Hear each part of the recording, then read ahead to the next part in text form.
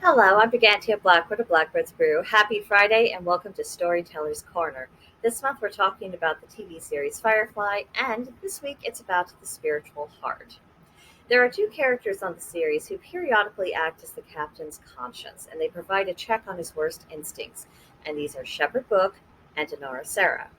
There's something very pagan about having this balance between the masculine and the feminine energies in this way, almost as if they're both sitting on the captain's shoulders, giving them little nudges where he needs to go. And this is all the more striking because the captain, if he's going to actually listen to anyone at all, would be listening to the shepherd or to Inara.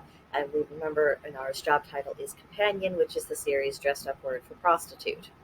Nevertheless, these are the characters who are the sources of wisdom for the rest of the crew.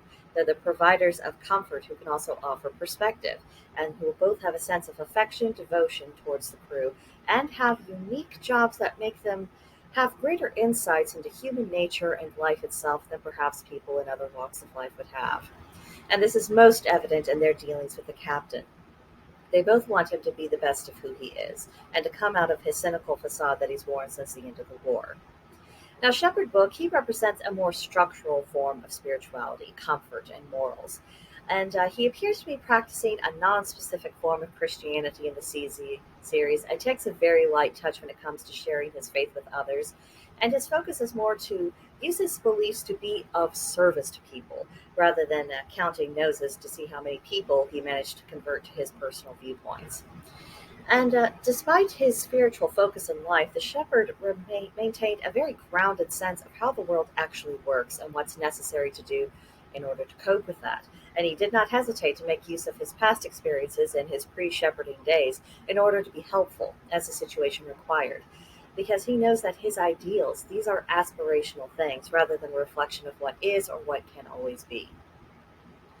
Inara Sarah, on the other hand, embodies the heart, accepting those leaps of intuition and knowing how to float over the waves of chaos and being at peace with the fact that nothing is ever truly perfect, and that that's all right, and there is beauty within that imperfection.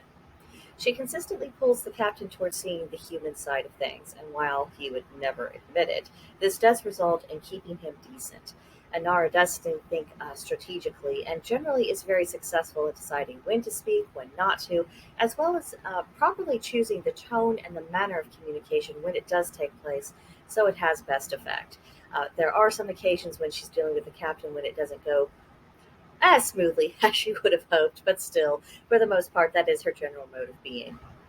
And interesting, Inara is actually much more likely than the shepherd to enforce boundaries. She understands the need to become a complete person, and that going to unfettered extremes gets in the way of that. So I do see her more focused on that of what needs to bring things back to the center, back into balance, before it gets completely spinning out of control.